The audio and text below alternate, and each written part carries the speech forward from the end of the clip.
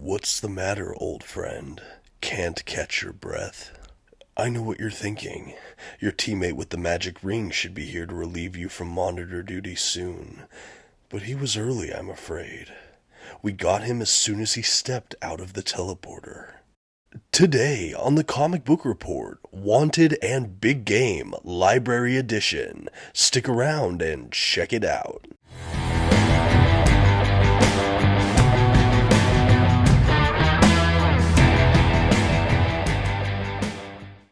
Greetings everyone, my name is Dominic and today you're tuning in to the Comic Book Report, where we review comic books and graphic novels so you can get an idea of what to read. And today I'm back at it again, having prepared another review video for all of you, courtesy of our friends at Darkhorse. I'll be covering the build of the book, as well as some of the plot details and the interiors, of course. We'll do a flip through of the book, I'll share my thoughts, and give a general impression by the end of the video. This is part of Mark Millar's overall huge shared Millar World universe, and I really think there's a lot to talk about here. So with that, let's go ahead and get started.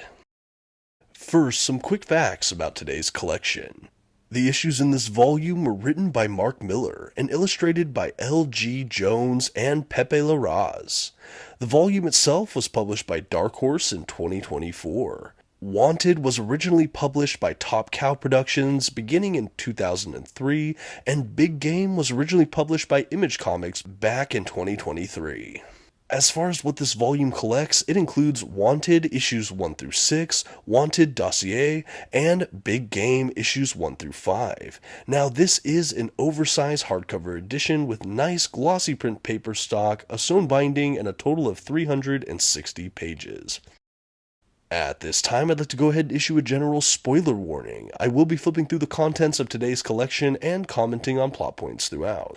I'd also like to give an explicit content warning. There are instances of sex and nudity, and while I did not include those in this video, there are still additional scenes of violence or vulgarity that you might see in this video. Anyway, you've been advised. Okay, and with that, we can go ahead and take our first look at the front cover of the Wanted and Big Game Library Edition. I really love this cover. It is a cover that is from the Big Game half of this work, and I should say, if it's not immediately evident, that there are two different separate stories collections in this one big volume. It's Wanted and, of course, Big Game. They were written about 20-something years apart, and one is almost kind of a sequel to the other. Looking at that spine design, honestly, this is something that really pops for me. I love the kind of yellow they use, the big black just lettering choices. I think everything just really just jumps out at you. Looks beautiful on a bookcase, absolutely stunning. Making our way to the back of the book, we have this beautiful image, also from Big Game. We have some blurbs about the collection, we have the pricing information, things like that. All pretty standard. I love the art they picked for the back of this, though. You get to see a huge ensemble cast of characters we have for that Big Game series, which is the kind of sequel or back half included in this collection. Okay, and now that we finished talking about the back cover, I did want to spend a minute just focusing again on this dust jacket. This time I'll also show you the interior flaps, and I'll spread everything out so you can see it at a glance. And after that, we'll go ahead and transition to the art on board. So the interior flaps have a little bit more art there, but otherwise you've already seen all the other details here. I do think, again, this is a striking dust jacket. I love the front cover image they used from Big Game. I love the image we get at the back. I did think it was interesting that we didn't have one of the sides of this dust jacket be from Wanted and one from Big Game, but that's okay. Overall, I do really like the art choices here. I love the color on the spine. Like I said, I think the spine is one of the biggest selling points for me as far as the actual dust jacket. Absolutely great. As you can probably tell, under the dust jacket, the art on the board is actually identical to what we see on the dust jacket. Front, spine, and back, it's literally just identical. The dust jacket just covers over the top, but same images all throughout. I would have liked to see a little bit more or different varied images on this hardback, but honestly, I'm not unhappy here. I'm actually happy we even got the dust jacket in the first place, and overall, I think this is all really well produced, well made, and great graphic design choices. And now for all you prospective collectors out there, a quick look at the binding. I am happy to say the sewn bound book had a great little eye for me, even with the flat spine. The pages laid down absolutely beautifully, no complaints there. Overall, really well bound book here. I will say the kind of inks in my copy, at least, some of the pages were like lightly stuck together, but other than that, I think everything was really well put together, well bound here. And now you've probably seen it already in this video, but I did want to just highlight as well, in case you didn't notice. I love that the pages have this kind of gilded black edging. I really think it's quite striking. We have that all the way around on the pages, and we have this beautiful yellow ribbon that's kind of in this book that can mark your place as a bookmark. Also, of course, beautiful detailed end pages across this book, also in a great yellow and showcasing some of the characters. And now you might be saying, what are all these other books? Why are they next to Wanted and Big Game? Well, I wanted to do a bit of a size comparison in case you're unfamiliar with Dark Horse's library edition size. To do that, I brought one of my standard size trade paperbacks, which is the trim size, height, dimensions of a floppy, and for that I got Image Comics' Undiscovered Country Volume 1, and then I brought over just a Marvel Omnibus, one of the other standard oversized formats we see in Marvel, DC, some of these indie publishers, and for that I have the all-new Wolverine from Tom Taylor. Anyway, I just want to give you a couple different viewpoints here just so you can see how large this library edition is. It's absolutely gigantic in every respect, and honestly, it's a great way to experience this art and these creative works.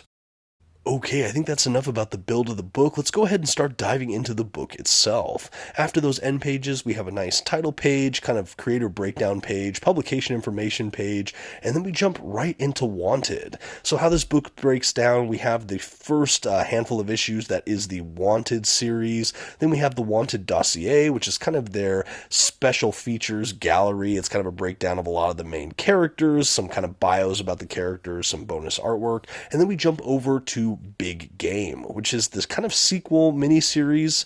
It's also a tie-in for a lot of the other Millar World books, but we'll get to that in a moment. And then after that, we have an extensive extras gallery at the back of the whole collection, and that really rounds out this book. Okay, so what is Wanted? I'll admit that before I got this collection, my only experience with the whole Wanted franchise was actually the film they developed in the early 2000s. I remember enjoying that movie. I know Angelina Jolie was in it. I think James McAvoy, if I'm not mistaken. But that was really my basis for this series, and I will say I can't believe that that movie was based on this. Honestly, there are a couple similarities, but otherwise they really took some huge departures from what we have in this series. This comic Wanted is all about a big, notorious supervillain who seems to be murdered at the very beginning of the story, and we have his son who's just kind of your average, everyday, maybe 20, 30-something-year-old, in a dead-end job, in a relationship that's not really working out, and not really finding himself, and all of a sudden he's pulled into the world of supervillainy. He's given an option to basically get villain training, and in exchange he gets all of his father's wealth, prestige, and becomes kind of heir apparent to his villainous legacy. Our main character does opt for that option, abandoning his kind of just mundane way of life and kind of becoming a supervillain. He has, through his bloodline, this ability to basically be unbelievably proficient with weaponry, firearms, things like that, just like his father before him. The villain training is a bit intense. He goes on sort of a murderous spree, kind of does whatever he wants, indulges in hedonistic behaviors, and ultimately follows the whims of this greater villainous community.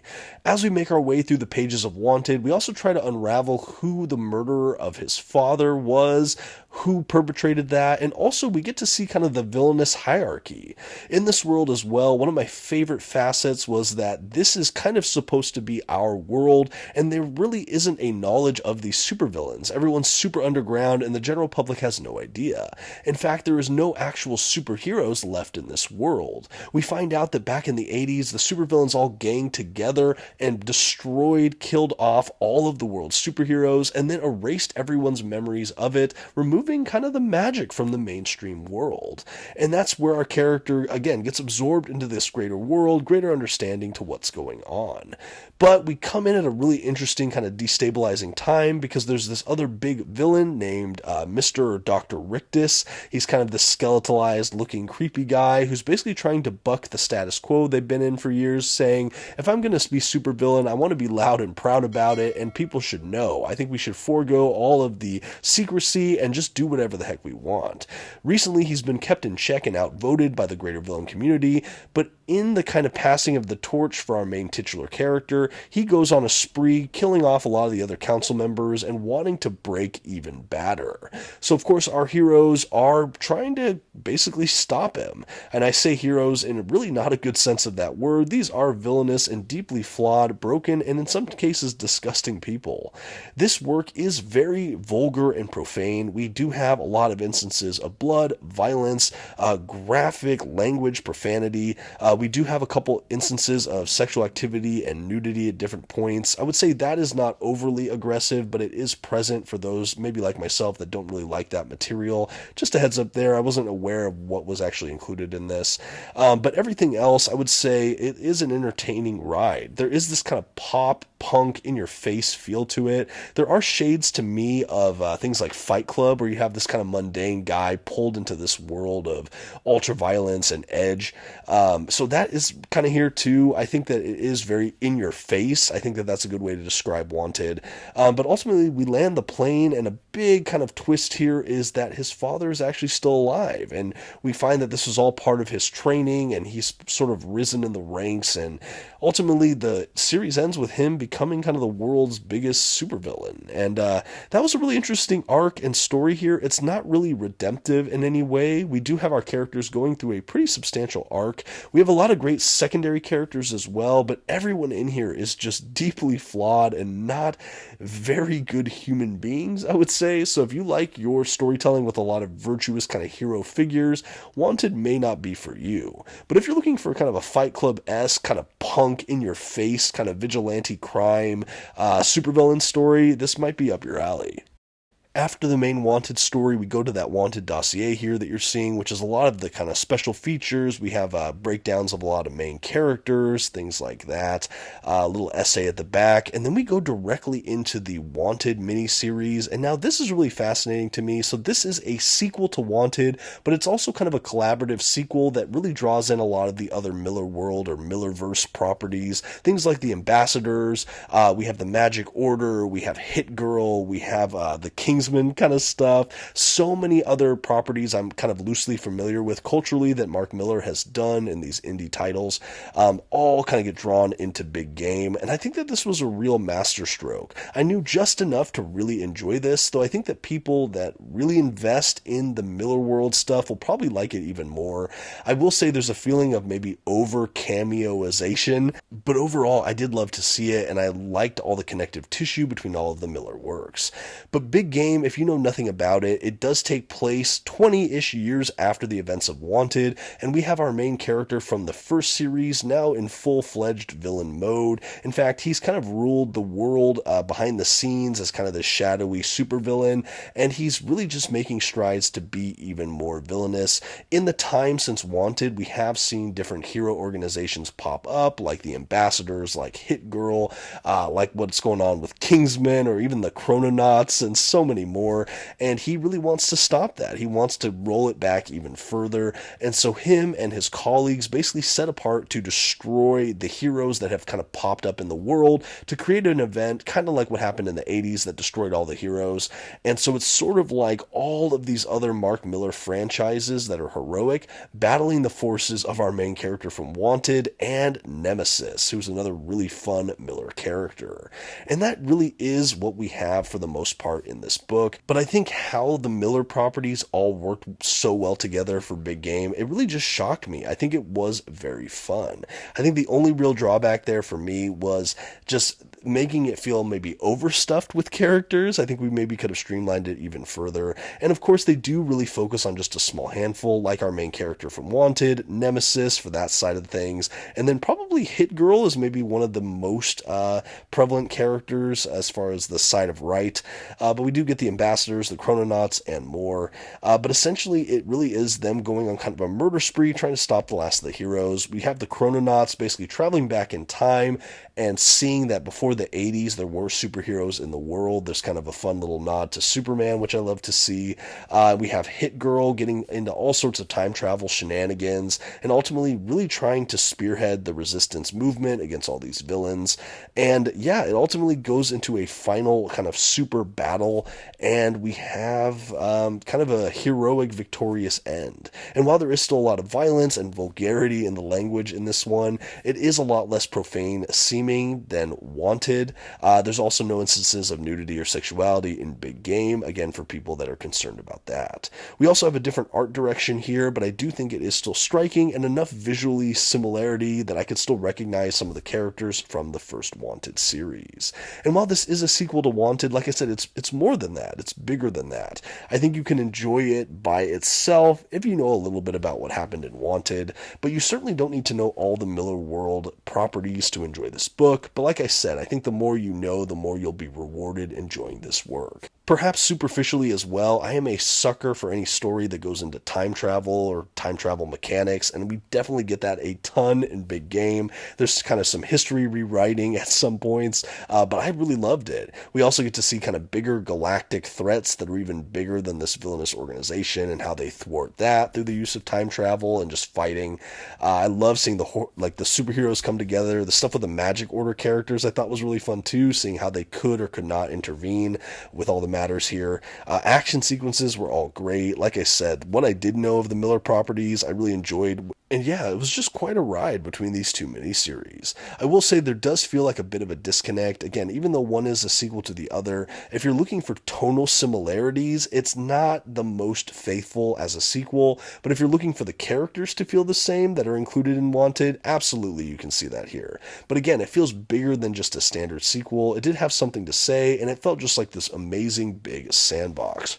After Big Game, as you can see here, we have some great kind of extras in the behind-the-scenes gallery. We have some kind of inked stuff. We get a little bit behind-the-scenes details, blurbs, talking about things. So really fun if you like making of. We have kind of cover galleries and stuff as well. Really good extras here. I think, like I said, this is a really well-made, beautiful book. Love the binding, love the ribbon, love the gilded pages. I think the only drawback as far as the build goes would be the way some of the pages stuck together. You got to be careful we don't kind of rip up things when you try to separate some of the pages. It wasn't a problem with every page, and I'm not sure how prevalent that issue was with this whole print run. Like I said, once I pried the pages apart, it was fine. I know I've had that happen with Marvel omnibuses or things in the past, but other than that, a really well-made collection. And that about brings us to the end of the Wanted and Big Game Library Edition from Dark Horse. I would be curious to see if anyone here has picked this up, or if you're a fan of the Millar World properties in general. I am open to other recommendations. And with that, I think all that's left is to give this book a grade. For a 2 count of high-octane action fun set 20 years apart, the Wanted and Big Game Library Edition was definitely a work I will not soon forget. It is definitely more explicit than what my tastes are generally, but it was still fascinating to give it a read. The art throughout was lush and fun, and it was definitely entertaining from page 1 all the way through the end. The extras at the back were amazing, and I really enjoyed the way this collection was put together. Would have loved to see less stick on some of the pages, and maybe have it a little bit more toned down for me. This is just not quite my level for comic book reading, but I'm sure it might be for some of you all. I think for all these reasons and more, the Comic Book Report is happy to give Wanted and Big Game Library Edition a B-. Definitely an above average read here, and again, a beautiful edition to enjoy. A huge thank you for those at Dark Horse for sending this review copy in exchange for an honest review. And again, in the comments, let me know if you've checked out this collection, if you plan to, or if you are a fan of other Millar World properties. Thank you so much for watching, and until next time, this has been the Comic Book Report. Please don't forget to leave your like, that comment we talked about, and maybe check out another video on your way out. Thanks everyone, bye.